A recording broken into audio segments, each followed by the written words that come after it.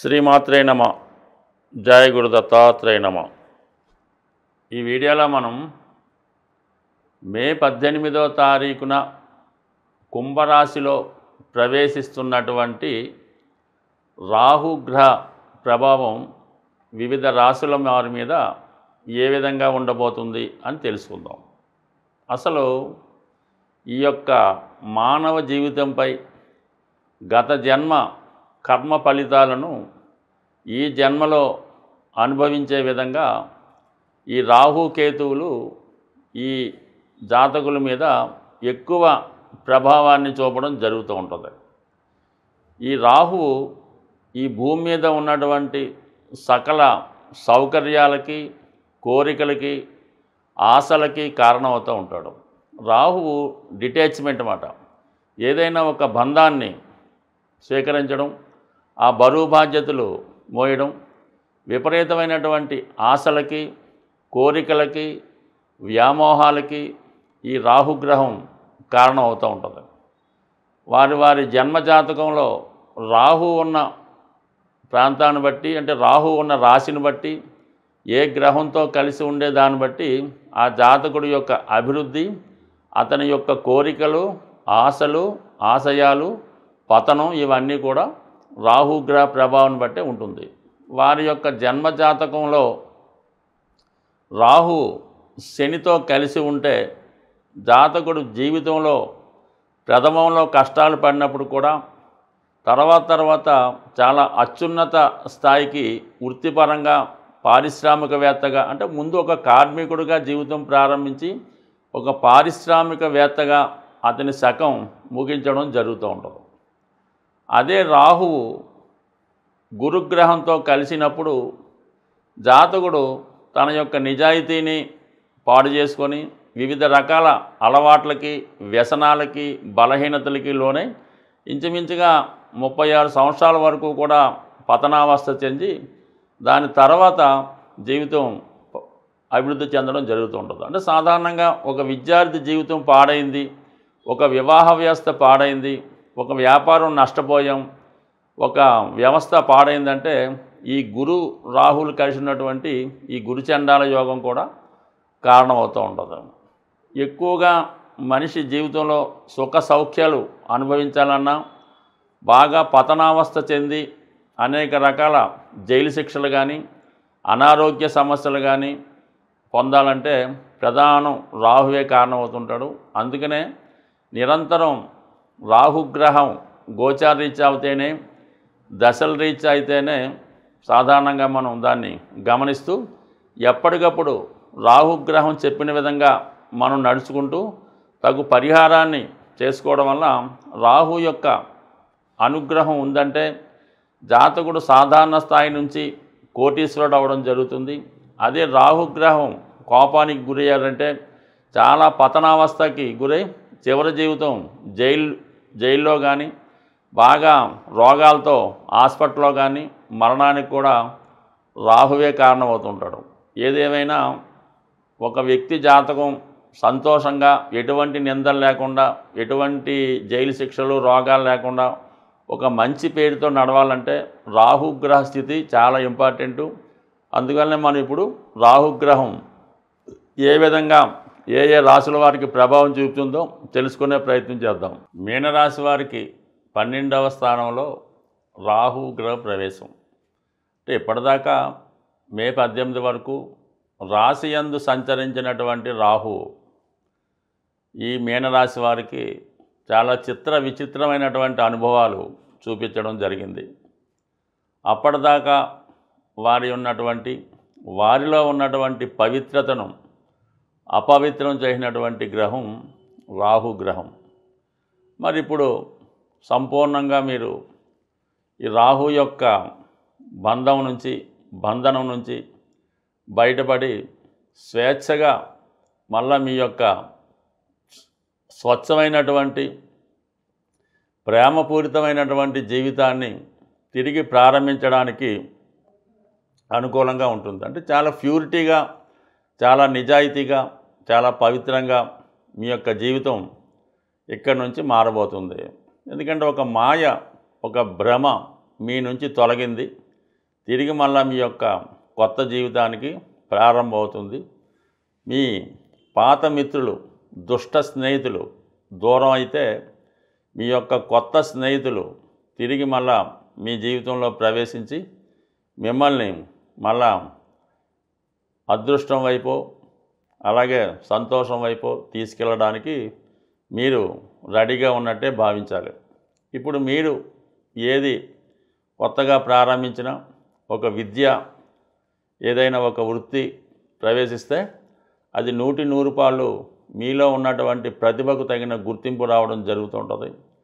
గతంలో పోగొట్టుకున్నటువంటి జ్ఞాపక శక్తి, విద్య, ధనమ, సంపద, భార్య, పిల్లల, గతంలో ఏది పోగొట్టుకున్నారో మీ యొక్క అజ్ఞానం వల్ల తిరిగి అవన్నీ కూడా మీరు పొందగలరు. మీకు మీరే మీ సంపదని సృష్టించగలరు, మీ అదృష్టాన్ని మార్చుకోగలరు. అయితే మరి ఇప్పుడు రాహు మీకు 12వ స్థానంలో ఉంటూ ఏ విధంగా ఇంకా మిమ్మల్ని ఇబ్బంది పెడుతుందో పరిశీలించే ప్రయత్నం చేద్దాం. మరి 12వ స్థానం మరి మోక్షస్థానం, అలాగే సుఖమైనటువంటి ప్రశాంతమైనటువంటి నిద్రకి 12వ స్థానం కారణమవుతుంది. అలాగే వ్యాపారం సజావుగా సాగాలన్నా, మీరు పెట్టినటువంటి స్టాకు తొందరగా అమ్ముడు పోవాలన్నా 12వ స్థానం బాగుండాలి. భార్యాభర్తల మధ్య కంఫర్టబుల్ సెక్స్ లైఫ్ కావాలంటే 12వ స్థానంలో శుభగ్రహం అనుగ్రహం ఉండాలి. ఇప్పుడు రాహు 12వ స్థానంలోకి రావడం వల్ల సాధారణంగా ఏదైతే మీరు వ్యాపార రంగంలో ఉంటారో, అంటే ఏదో మెడికల్, ప్రభుత్వ హాస్పిటల్స్ అవ్వచ్చు, ప్రభుత్వానికి సంబంధించినటువంటి మెడిసిన్స్ అవ్వచ్చు, అలాగే విద్యా సంస్థలు, ఆశ్రమ పాఠశాలలు, హాస్టల్స్, ప్రకృతి వైద్యశాలలు, ఇవన్నిటికీ కూడా చాలా మంచి అదృష్టం కలిసి వస్తుంది. అంటే మీ ప్రోడక్ట్ బాగా అమ్ముడుపోవడం వల్ల ఎవరైతే ఇబ్బందుల్లో ఉన్నారో, అంటే అది విద్యాపరమైన ఇబ్బందా, ఆర్థికపరమైన ఇబ్బందా, లేదా అనారోగ్యానికి ఇబ్బందా, వాళ్ళందరూ మిమ్మల్ని ఆశ్రయించడం వల్ల వారి యొక్క కష్టాలన్నీ, ఇబ్బందులన్నీ మీరు తొలగించగలరు. ఆ విధంగా మీరు వారికి మళ్ళా మంచి మార్గంలో పెట్టి జాగా ఆరోగ్యవంతులుగా చేసి బాగు చేయగలరు. దానికి ఎక్కువ ఖర్చు కూడా వాళ్ళు పెట్టగలరు. ఆ విధంగా మీరు దాన్ని మీ యొక్క ఆరోగ్యానికో లేదంటే మీ యొక్క హాస్పిటల్కో అంటే తిరిగి మళ్ళీ అందులోనే పెట్టుబడి పెడతారన్నమాట. అది మీ వ్యాపారం పెరుగుతుంది, ఇన్వెస్ట్మెంటు పెడతారు. అయితే ఈ సమయంలో మీకు వచ్చినటువంటి ఆదాయాన్ని అక్రమ మార్గాల ద్వారా మీ దగ్గర పని చేస్తున్న వాళ్ళు లాంటి వాళ్ళు దాన్ని ఏదో మోసం చేసి కొంత ధనం వాళ్ళు తీసుకునే అవకాశం ఉంటుంది. ఏదో రకంగా అంటే పూర్తిగా లాభాన్ని మీరు పొందలేకుండా నష్టపోతుంటారు. అటువంటి వ్యక్తుల్ని జాగ్రత్తగా గమనించాలి మీరు. అంటే మిమ్మల్ని ప్రోత్సహిస్తూ మీ పక్కనే ఉంటారు. ఏదో ఒక జూనియర్ కాలేజీ ఉంది, మీకు 2 లక్షల ఫీజు వసూలు చేసుకున్నారనుకోండి, వాడు ఏమంటాడంటే 3 లక్షలు తీసుకోమంటాడు. 2 లక్షలు మీరు తీసుకోండి, 1 లక్ష నాకు ఇవ్వండి అంటాడు. అంటే ఏమన్నా క్యాండిడేట్ని జాయిన్ చేస్తాడనమాట. ఈ విధంగా మీకు వచ్చినటువంటి ఆదాయం ఇతరులు పొందే అవకాశం ఉంది. కానీ కొన్ని సందర్భాల్లో తప్పదు. ఆ విధంగా చేయకపోతే అసలు మీ మనుగడకే నష్టం. కాబట్టి చూసుకోండి.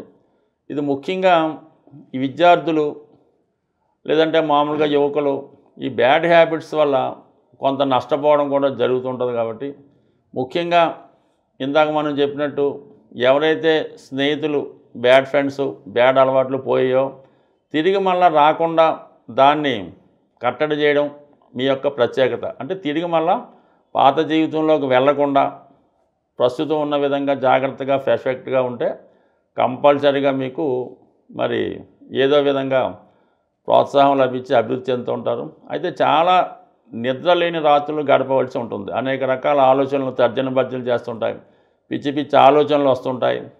భార్య యొక్క అనారోగ్య కారణాల వల్ల, వేరే కారణాల వల్ల ఇతరులు మీ జీవితంలో ప్రవేశించాలని ప్రయత్నం చేస్తారు. ఇవన్నీ కూడా ఒక పరీక్షలాగా భావించి చాలా స్వచ్ఛంగా నిజాయితీగా ఉంటే మీ యొక్క గృహంలోనే లక్ష్మీ నివాసం ఉంటుంది. ఎందుకంటే మీనరాశిలోనే శుక్రుడు ఉచ్చ పొందుతూ ఉంటాడు. ఆ శుక్రుడు ఉచ్చ పొందే ఫలితం మీకు పొందాలంటే ఇటువంటి రాహువు లాంటి బ్యాడ్ రాక్షసులు మళ్ళా ఈ రాశిలో ప్రవేశించకూడదు. అంటే మీ యొక్క మనసులో ప్రవేశించకుండా ఉంటే అటు గురుని యొక్క స్వక్షేత్ర ఫలితం, శుక్రుని యొక్క ఉచ్చక్షేత్ర ఫలితం 100% మీరు పొందుతారు. ఏదైనా గ్రహం మనకి ఇబ్బంది పెట్టినా, లాభాన్ని ఇచ్చినా మనం దాన్ని అనుకూలంగా మార్చడం బట్టి ఉంటుంది. ఏదైనా ఒక గ్రహం మనని ఇబ్బందులు పెడుతుందంటే ఖచ్చితంగా దాని తర్వాత అది మంచి ఫలితం ఇస్తుందని అర్థం చేసుకోవాల్సి ఉంటుంది. అయితే మనం ఆ ఇబ్బందుల్ని ఎదుర్కోవాల్సి ఉంటుంది. అది ఏ విధంగా అంటే మన ప్రవర్తన, మన నడవడిక ద్వారా ఎదుర్కోవాల్సి ఉంటుంది. సో ఈ కారణం వల్ల రాహువు ఏదైనా మనం ఒక విధంగా అనుకుంటుంటే వేరే విధంగా తన ఫలితాన్ని ఇవ్వడం జరుగుతూ ఉంటుంది. అందుకే రాహు మాయ అంటారన్నమాట. మనం ఏదో మన ఇంట్లో ఒకరికి అనారోగ్యం ఉందని వాళ్ళ కోసం హాస్పిటల్లో తిరుగుతుంటే సడన్గా వేరే ఇంకొకరికి ఇంకో ప్రమాదం లాంటివి జరిగి అటువైపు డైవర్షన్ చేస్తూ ఉంటుంది. మనం ఏదో ఒక యాక్సిడెంట్ జరగకుండా జాగ్రత్తగా కారు డ్రైవ్ చేసుకుంటూ వెళ్తుంటాం, మన దారిలో పక్కనే వెళ్తుంటాం. కానీ వెనక నుంచి ఎవడో వచ్చి ఎప్పుడోడో వచ్చి గుద్దా ఉంటాడు. ఇది రాహు పెట్టే మాయ. మనం ఎంత జాగ్రత్తగా ఉన్నా వేరే యాంగిల్ ద్వారా మన గత జన్మలో ఉన్నటువంటి కర్మల్ని ఈ జన్మలో అనుభవించేలాగా చేస్తూ ఉంటాడు. అది అందువల్ల అంటే రాహు మాయ నుంచి తప్పుకోవాలంటే మనం నిజాయితీగా స్వచ్ఛంగా ఉండడం, ఎవరికి అపకారం చేయకుండా చట్టానికి న్యాయానికి లోబడి అక్కడ ఉన్నటువంటి పరిస్థితులకు అనుగుణంగా వెళ్ళినప్పుడు చాలా వరకు మనకి రాహు అనుకూలంగా ఉంటుంది. పెద్దవాళ్ళని గౌరవించడం, 99% వ్యసనాలకి దూరంగా ఉండాలి. అది ఏదన్నా అవ్వచ్చు, దానికి దూరంగా ఉండాలి. ముఖ్యంగా శరీర వాంఛల్ని తగ్గించుకోవాల్సి ఉంటుంది. ముఖ్యంగా ఈ వ్యభిచారం, వావి వరసలు లేకుండా, పెద్ద చిన్న లేకుండా పాల్గొనే శృంగార కార్యక్రమాలు అవ్వచ్చు, వాళ్ళ మీద వ్యామోహం పెంచుకోవచ్చు. ఈ వయసులో పెద్ద చిన్న లేకుండా జరిగే ఇవన్నీ కూడా రాహు యొక్క ఆగ్రహానికి కారణమవుతూ ఉంటాయి. అంటే అతను అనుగ్రహించి చేస్తుంటాడు, మళ్ళీ ఆగ్రహించి వేరే విధంగా ఇబ్బంది పెడతా ఉంటాడు. అంటే పబ్లిక్లో అది తప్పు పనిగా భావించి అందరూ చేస్తూ ఉంటారు. ఆఫీసులో 20 మంది పనిచేస్తుంటే 20 మంది లంచాలు ఇచ్చుకుంటుంటారు. ఎవడో ఒకటి ఏసీబీ వాళ్ళు పట్టుకుంటే వాడేదో పెద్ద నేరం చేసినట్టు మిగతా వాళ్ళంతా కూడా ఏదో మంచివాళ్ళగా బిల్డప్ ఇచ్చి వాడిని ఏదో టీవీలో ఫోకస్ చేస్తూ ఉంటారు. అంటే ఇది కామన్గా అందరూ చేసే పొరపాటైనా ఒకసారి ఇబ్బంది అవుతుంటుంది. ఇప్పుడు అందరూ తాగి డ్రైవింగ్ చేస్తుంటారు, ఎవడోడు పట్టుబడుతుంటే వాడిని ఏదో పదే టీవీలో చూపిస్తూ ఉంటారు అన్నమాట. పలానా కానిస్టేబుల్ గారు, ఎస్ఐ గారు డంకన్ టీవీలో పట్టుబడ్డారని. అంటే వాళ్ళని తాకూడదు అన్నట్టు ఉండదు. అంటే విషయం అలా ఉంటుందని రాహు పెట్టే ఇబ్బందులు, అందరూ చేసే పొరపాట్లనే టైం బాగోకపోతే వీడు బయటపడి ఇబ్బంది పడుతుంటాడు. ఇటువంటి చిన్న చిన్న సమస్యలను బయటపడాలంటే ముందు మనల్ని మనం సంస్కరించుకోవాలి. దాని తర్వాత ఏంటంటే ఈ మినుములు, మరి రాహు యొక్క దినుసుగా మినుములు కాబట్టి ఇది ఏదన్నా ఆదివారం రోజు, శనివారం కానీ ఈ మినప గారెలు తయారు చేసి ఏదో ఒక 4 కేజీలు నానబెట్టి తయారు చేయించి ఆ మినప గారెలు తయారు చేయించి 4 చెప్పిన ఒక ప్యాకెట్, దాంట్లో మళ్ళా దానికి కావాల్సిన చట్నీ అది వేసి ఏదన్నా వృద్ధులకి, వ్యాధితో బాధపడుతున్న వారికి, తినడానికి లేని వారికి ఈ ప్యాకెట్లు పంచిపెట్టవలసి ఉంటుంది. అంటే రాహు 4 సంఖ్య కాబట్టి 4కో 40 మందికో పంచిపెట్టచ్చు. అలాగే వాళ్ళకి ఏదన్నా ఇష్టమైనవి కూడా ఇవ్వచ్చు. అయితే ఏదన్నా ఎవరైతే రాహుతో పీడించబడుతుంటారో అంటే చాలా భయంకరమైనటువంటి వ్యాధులు, అలాగే వృద్ధాప్యం, అలాగే కొంతమంది ఈ అదే స్త్రీలు అబ్బాయిలు అని కాదు కానీ కొద్దిగా ఇటువంటి వ్యభిచారం అలాగ ఉన్న వాళ్ళకి ఈ విధంగా చేయడం వల్ల, వారికి సేవ చేయడం వల్ల, నారాయణ సేవ అని గతంలో ఈ సాయిబాబా పుట్టపర్తి సాయిబాబా సంస్థానంలో ఇటువంటి వాళ్ళందరినీ నారాయణ సేవను వాళ్ళంతా స్నానం చేయించి ఫుడ్ పెడుతుండేవారు. అలా చేసినా అనుకూలిస్తూ ఉంటుంది. అలాగే ఈ విధంగా మినపగారెలు పంచిపెట్టచ్చు. ఇంకా అనేక రెమెడీస్ ఉన్నాయి. ముఖ్యంగా ఏంటంటే అమ్మవారి ఏదైనా ఒక శక్తి స్వరూపం, కాళీమాత, దుర్గామాత ఏదైనా ఈ సింహం మీదో పులి మీదో ఉన్నటువంటి అమ్మవారిని ధ్యానించడం వల్ల ఈ దసరా నవరాత్రులు, ఈ గుప్త నవరాత్రులు వస్తున్నప్పుడు విధి విధానంగా దీక్షగా ఉండడం వల్ల ముఖ్యంగా మత్తు పదార్థాలకి, వ్యసనానికి దూరంగా ఉంటే రాహు బ్రహ్మాండంగా అనుగ్రహించే అవకాశం ఉంటుంది. స్వస్తి.